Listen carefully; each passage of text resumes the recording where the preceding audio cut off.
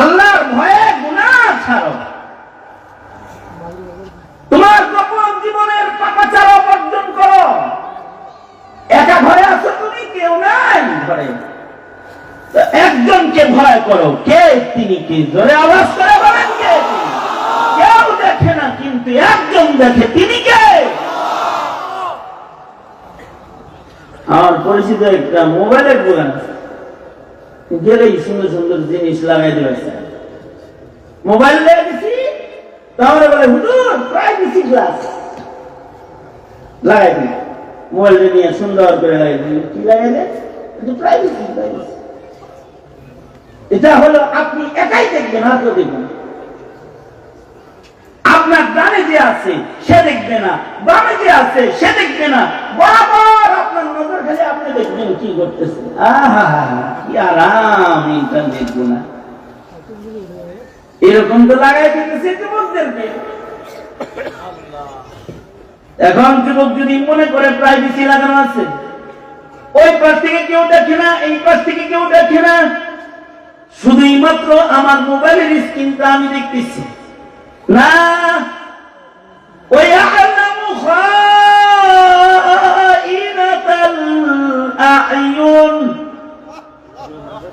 একজন আছে যেই মুনিব অতি সঙ্গোপনে চোখের কোণা দিয়া যেই গুনাহটা বান্দা করে কেউ জানে না, কিন্তু সেই খেয়ানতটাও জানে কে? কারণ তিনি বান্দাকে সব সময় দেখছেন। এই কারণে বুজুর্গরা, আল্লাহর ওলিরা বান্দাদের জবানে আনতে থাকে, বলো আল্লাহু হাজিরি ওয়াল্লাহু নাজিরি ওয়াল্লাহু মাই। এখানে কেউ নাই, কিন্তু একজন হাজির আছে। অন্ধকার ঘরে একজন আমার এই জায়গায় আসি উপস্থিত। তিনি কে? আমাকে কেউ দেখে না, দরজা জানালা বন্ধ, একজন দেখে। তিনি কে? আমার সাথে সার্বক্ষণিক পাহারায়, কাউকে দরকার নাই। একজন আমাকে সবসময় দেখছেন, তার দৃষ্টির বাইরে যাওয়ার ক্ষমতা আমার নাই। এ কারণে যদি গুনাহ করতে হয় তাহলে আল্লাহর চোখের সামনে থেকে সইরা গেলে বান্দার সাধ্য নাই। আল্লাহর চোখের সীমানার বাইরে যাবে। সিসি ক্যামেরার বাইরে গিয়ে অপরাধ করলাম, ক্যামেরায় ধরা পড়ে নাই। সকল সাক্ষীকে আড়াল করলাম, কেউ দেখে নাই, কিন্তু একজনকে আড়াল করতে পারো নাই। তিনি কি?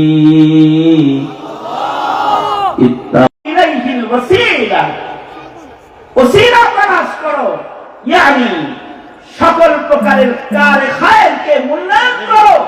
লা তাহকিরান্না মিনাল মা'রুফি শাইআ, তোমার জিন্দেগীর কোন নেকির কাজে ছোট মনে করো না।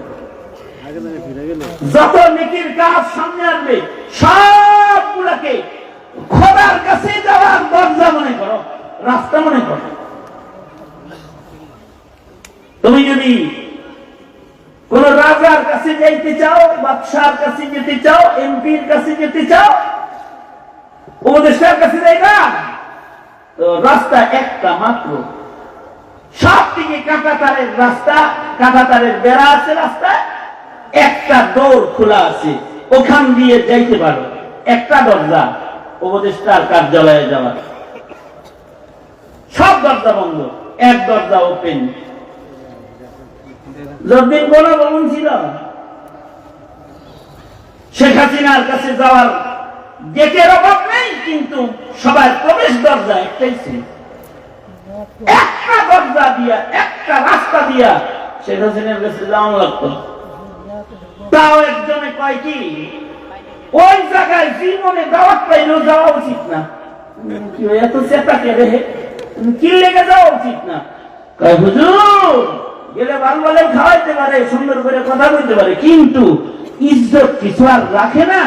এই দরজা দিয়ে যখন ঢুকায় তখন বিসি মুসি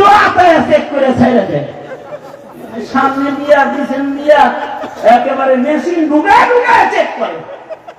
যদি আবার নিচে কোনো বন্ধ বিশি উচির লোকে চলে যায়, দরজা একটা যাওয়ার, দুনিয়ার রাজা বাদশার কাছে যাওয়ার রাস্তা একটা, আর রাজার রাজা বাদশার বাদশা যিনি আল্লাহ তাবারাকা ওয়া তাআলা, তার কাছে যাওয়ার রাস্তা কয়খানা আছে? তুরুকুল উসুল ইলাল্লাহি সুবহানাহু ওয়া তাআলা কাআদাদি আনফাসিল খালায়েক। আল্লাহর কাছে যাওয়ার রাস্তা গোনা সম্ভব না, আনফাসে খালায়েক যেমন গোনা সম্ভব না, রবের কাছে যাওয়ার রাস্তা গোনাও সম্ভব না। আমার জীবনে কতবার শ্বাস ছাড়ছি, গোনা সম্ভব না। আপনার 30 বছর, 40 বছর, আমার 50 বছর, অমুকের 60 বছর, অমুকের আরো বছর, এই সব গণনা করা সম্ভব না। শ্বাস প্রশ্বাস কতবার ছেড়েছি, গোনা সম্ভব না। গরু ছাগল শ্বাস ছেড়েছে, গোনা সম্ভব না। মশা মাছি শ্বাস গ্রহণ করেছে, ছেড়েছে, কতবার শ্বাস নিল। আনফাসে খালায়েক, মাখলুকাতের আনফাস গোনা যেমন সম্ভব না, আল্লাহর জান্নাতে যাওয়ার রাস্তাও গোনা সম্ভব না। এত রাস্তা খুলে রাখছে। কারোর জীবনে একবার বলেছে সুবহানাল্লাহ, হইতে পারে এটা আল্লাহর কাছে যাওয়ার রাস্তা। বলছে আলহামদুলিল্লাহ, বলতে পারে এটা আল্লাহর কাছে যাওয়ার রাস্তা। আল্লাহ বলবে, যা আমার প্রশংসা গাইছিলি, তোর বদনাম ডাইকা দিলাম। অন্যকে হাত ধরে রাস্তা পার করে দিয়েছে, হতে পারে এটা আল্লাহর কাছে যাওয়ার রাস্তা হয়ে গেছে। ময়দানে মাহশারে মহান রব্বুল আলামিন বলবে, আমার চোখ সারা বান্দারে পথ পার করে দিছিলি নিজের হাতে ধইরা, আজকে তোর নেকির চোখ নাই, পুলসিরাত কেমনে পার হবি? আমার বান্দারে একদিন পথ পার করছিলি, ওইটার বদলা দিতে আজকে আমি আল্লাহ নিজে তোর হাতটা ধইরা রে বান্দা করে পুলসিরাতটা পার করে দিলাম। তুরুকুল উসুলি ইলাল্লাহি সুবহানাহু ওয়া তাআলা কাআদাদি আনফাসিল খালায়েক। বান্দার জীবনে যত নেকির কাজ বান্দা করবে, সব নেকির কাজগুলা জান্নাতে যাওয়ার রাস্তা। এই কারণে লা তাহতিরান্না মিনাল মারুফি শাইআ ওয়াবতাগু ইলাইহিল ওয়াসিলা। তোমার জিন্দেগীর নেকির কাজগুলাকে আল্লাহর কাছে যাওয়ার জন্য ওসিলা বানাও। যেখানে আসছো এটা একটা আল্লাহর কাছে যাওয়ার ওসিলা।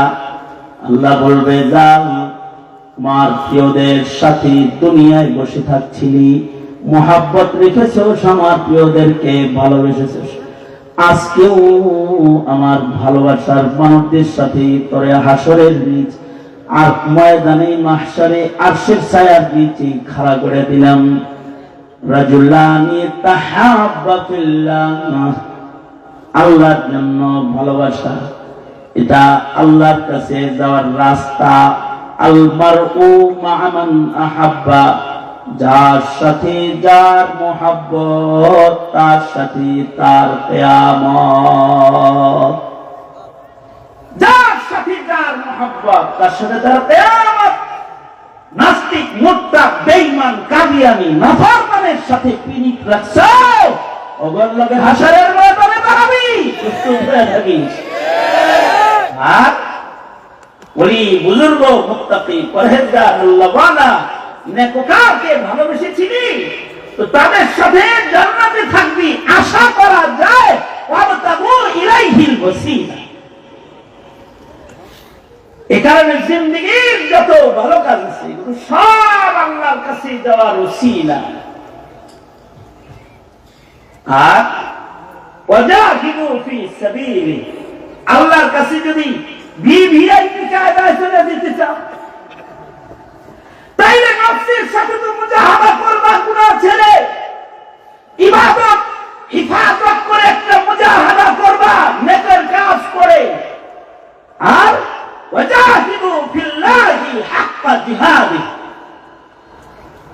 প্রয়োজন পড়লে যুদ্ধের ময়দানে ঝাঁপায় পড়ো বাতিলকে মোকাবেলা করার জন্য। যদি খালি শহীদ হয়ে যাও জিহাদ করতে যায়, তাইলে তো বিনা হিসাব আল্লাহর জান্নাতে ঢুকে যাইবা, বিনা হিসাব যাইবা। ওয়াজাহিদু ফি সাবিলি, আল্লাহর পথে মুজাহাদা করো। মুজাহাদায়ে নফসানি, মুজাহাদায়ে জিসমানি, মুজাহাদায়ে মালি, অর্থের মুজাহাদা, মুজাহাদায়ে বদানি, শারীরিক মুজাহাদা। মুশাক্কাত উঠাও, তাহাজ্জুদে খাড়া হয়ে থাকো না, পায়ের একটু কষ্ট দাও। রাসূল কষ্ট দিতে দিতে দিতে দিতে পা ফুলে গেছে। এবার আল্লাহ কয়, ইয়া আইয়ুহাল মুযাম্মিল কুমিল লাইলা ইল্লা কালিলা। নফসের সাথে মুজাহাদা করো। আর যদি সুযোগ পাও তো বিপ্লবী বীর হয়ে যাও, সংগ্রামী হয়ে যাও, জিহাদ করো, সংগ্রাম করো, বাতিলের মোকাবেলা করো, হক কথা জালিম শাসকের সামনে বলো। এটাও একটা জিহাদ। আর যদি রাষ্ট্র জিহাদের ঘোষণা দেয় তো শহীদ হওয়ার জন্য সশস্ত্র যুদ্ধের ময়দানে ঝাঁপাইয়া পড়ে, এগুলো জিহাদ। বাতিলের মোকাবেলা করো। এই জিহাদের এই রাস্তা মাযিন ইলা ইয়াউমিল কিয়ামা, কিয়ামত পর্যন্ত এই উম্মতকে আল্লাহ পাক খুলে দিয়ে রেখেছেন। রাসূল বলেন জিহাদ থাকবে, যুগে যুগে হাদিরা আসবে, আবু সাঈদরা আসবে, মুগ্ধরা আসবে, সাতলাখ সৈনিকেরা আসবে, মোদী বিরোধী আন্দোলনের সৈনিকেরা সিপাহ সালার হয়ে দাঁড়াবে, বাতিলের মোকাবেলা করার জন্য জীবন দিবে, সোজা জান্নাতে চলে যাবে। জিহাদ করবে। জীবনটা তো কারণ অন্য কারণ, ভারতের গোলামির জন্য জীবন না, আমেরিকার গোলামির জন্য জীবন না, আর বেদিনদের দালালির জন্য জীবন না। এটা জীবনটা আল্লাহর গোলামির জন্য। ওয়াজাহিদু ফি সাবিলি, তুমি যদি এই হক কথা বলার জিহাদে অংশগ্রহণ করে আল্লাহর রাসূলের পক্ষ নেওয়ার কারণে যদি তুমি মইরা যাও, যদি তোমার জীবনটাই কোরবান হয়ে যায়, তাহলে তুমি শহীদ। শহীদরা বিনা হিসাব আল্লাহর জান্নাতি। যারা সফলতার সাথে আল্লাহর কাছে পৌঁছতে চায়, তাদেরকে সফলতার সাথে রবের কাছে পৌঁছতে হলে তাদেরকে সংগ্রামী হতে হবে। সংগ্রামী।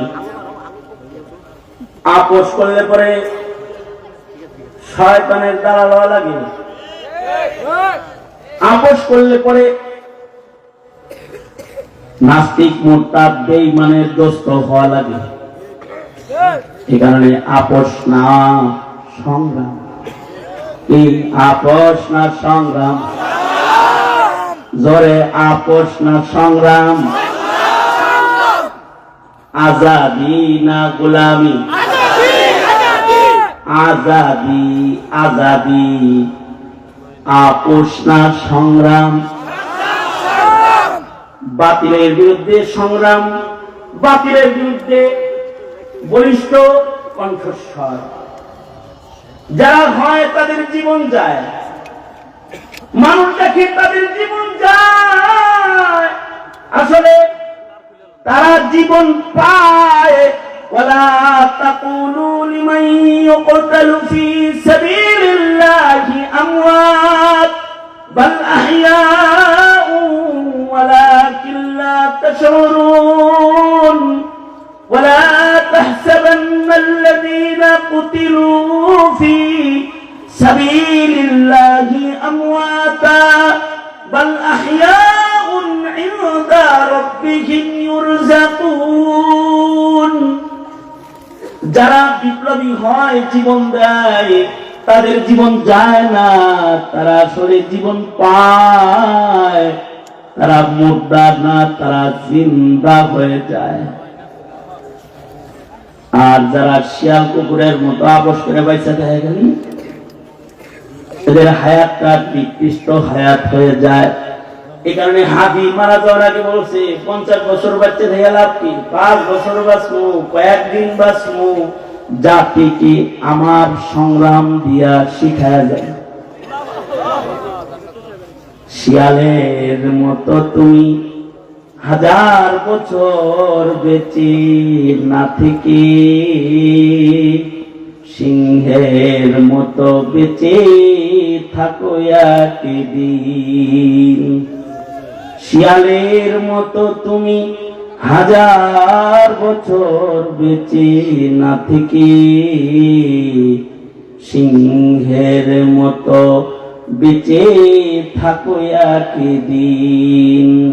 ওপারের ডাকে সাড়া দিয়ে ও অমর হয়ে তুমি রবে চিরদিন, অমর হয়ে তুমি রবে চিরদিন। কেউ যখন আমার হওয়ার পথে পদার্পণ করে, পা রাখে, তখন সেই ইতিহাসের জন্মদাতা হয়ে যায়। যেমনটি একটি জানাজা ইতিহাস হয়ে গেল একজন বিপ্লবী, একজন সংগ্রামী বীর শহীদের জানাজা।